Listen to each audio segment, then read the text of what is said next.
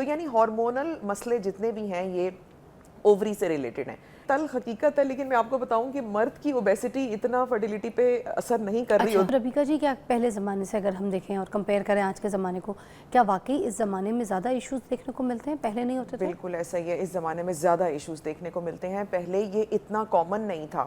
آپ نے دیکھا ہوگا پہلے کے جتنے بھی کپلز ہیں 8-8 10-10 بچے بھی تھے. میری امی کے 8 بچے تھے. جی بالکل ہمارے سب کی فیملیز میں ہیں اور بڑا کامن تھا یہ. اب ایک سے دوسرا بہت مشکل ہو گیا ہے یا دوسرے سے تیسرا مشکل ہو گیا ہے. اچھا ریسرچ کیا کہتی ہے، ڈیٹا بیس کیا کہتا ہے، کیا پرابلمز دیکھنے کو آئی ہے، ریسرچ میں کیا چیزیں ملی ہیں، ڈیٹا کیا کہہ رہا ہے کہ کیا ریزنز ہیں؟ ڈیٹا اگر میں آپ کو صحیح بتاؤں تو 60% سے زیادہ میل انفرٹیلیٹی کے ایشوز آ گئے ہیں. 60% سے زیادہ. پہلے یہ تھا کہ خواتین کے مسائل، نو ڈاؤٹ کہ اب بھی خواتین کے مسائل ایک گھمبیر شکل اختیار کر چکے ہیں، لیکن میل انفرٹیلیٹی اس میں بہت بڑھ گئی ہے. دوسری بات کہ فرٹیلیٹی ایشوز میں میاں بیوی دونوں کے ساتھ یہ والے ایشوز منسلک ہیں. اگر میں عورت کی بات کروں تو انڈے دانی کے مسئلے یعنی اووری کے مسائل، ٹیوبوں کے مسئلے اور یوٹرس یعنی بچے دانی کے مسئلے. اووری سے ریلیٹڈ سب سے بڑا مسئلہ ہارمونل امبیلنس جس کا نام پی سی اوز ہے. یہ رد و بدل کر کے نام لے لیں، چاہے ہارمونل امبیلنس کہہ لیں، چاہے پی سی اوز کہہ لیں. پی سی اوز کا بھی نام اب تھوڑا سا چینج ہو چکا ہے تو پی ایم اوز کی طرف ہم چلے گئے ہیں، لیکن یہی شو کرتا ہے یعنی میٹابولک ڈس آرڈر. میٹابولک یعنی کہ کچھ ہمارے اندر باڈی کے اندر میٹابولزم چل رہا ہوتا ہے، یعنی سیلز کا ہضم کرنا، پھر اس کے بعد نیا بننا، گرو کرنا. تو یعنی ہارمونل مسئلے جتنے بھی ہیں یہ اووری سے ریلیٹڈ ہیں. ٹیوب بہت کم لوگوں کے ساتھ ایسا ہوتا ہے کہ اووری بالکل ٹھیک ہے، مہینے کا سائیکل بھی بالکل ریگولر آ رہا ہے، لیکن ٹیوبیں بند پڑی ہوئی ہیں، بلاک ہوئی ہوئی ہیں، اور وہ یا تو بہت زیادہ ڈسچارج ہے، پی آئی ڈی ہے، انفیکشن ہے جس کو ہم لکوریا کہتے ہیں عام زبان میں، اس کی وجہ سے ٹیوبز بند ہو گئی ہیں، یا ایک خاص بیماری ہے اینڈومیٹریوسس.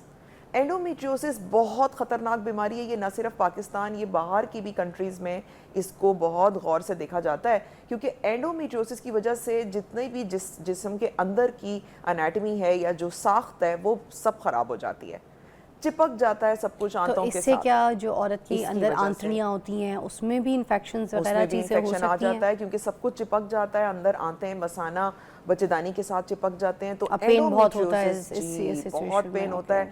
پورے مہینے میں جو ہمارا منتھلی سائیکل ہوتا ہے وہ پورے 7 دن 8 دن مسلسل پین میں گزرتے ہیں اور وہ بہت انبیریبل پین ہے. ایک تو یہ ہو گئی. اب میں اگر یوٹرس کی بات کروں تو یوٹرس میں اکثر لوگوں کا کانسیپٹ ہے کہ فائبرائڈ کی وجہ سے پریگننسی نہیں ٹھہرے گی، جبکہ ایسا نہیں ہے. فائبرائڈ کے ساتھ پریگننسی ٹھہرتی ہے اور کنٹینیو بھی ہوتی ہے، 9 مہینے تک بھی چلی جاتی ہے. اس کو صرف تھوڑا سا کیئرفل واچ کرنا پڑتا ہے، دیکھنا پڑتا ہے. اس کے علاوہ یوٹرس میں کچھ کبھی کبھار پالپس بن جاتے ہیں یا بچے دانی کی لائننگ بڑی ہو جاتی ہے.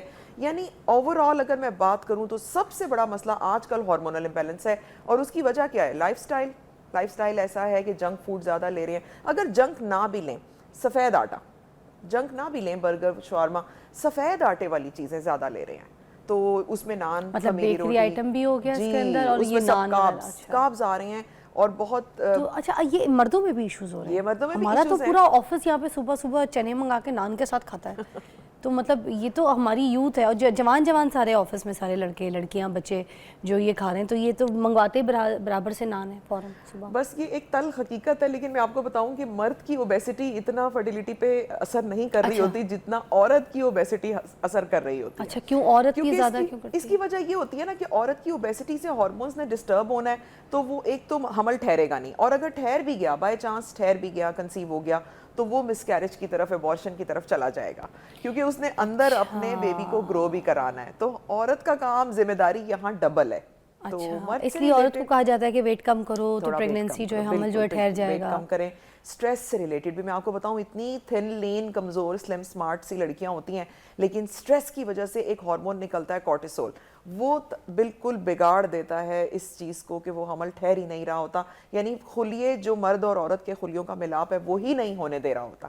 تو سٹریس بہت آج کل آپ کو پتہ ہے بڑھ گیا. پھر late night online jobs ہیں، کئی لوگوں کی ہیں، سارا دن بیٹھے ہوئے ہیں. خواتین کی اگر میں بات کروں تو ساری رات بھی وہ آن لائن جابز میں ہوتے ہیں، کیونکہ باہر کے کنٹریز کے ساتھ ہمارے ٹائم کلیش ہے. تو یہ بیٹھنے کا سارا دن اگر جاب ہے، اچھا بیٹھنے والی جاب مردوں کو بھی خراب کرے گی. سارا دن اگر آفس میں بیٹھے ہیں تو وہ کچھ پرائیویٹ پارٹس پہ پریشر ایسا دیتا ہے کہ وہ خلیوں کی تعداد، مقدار، ان کی جسامت خراب ہونا شروع ہو جاتی ہے.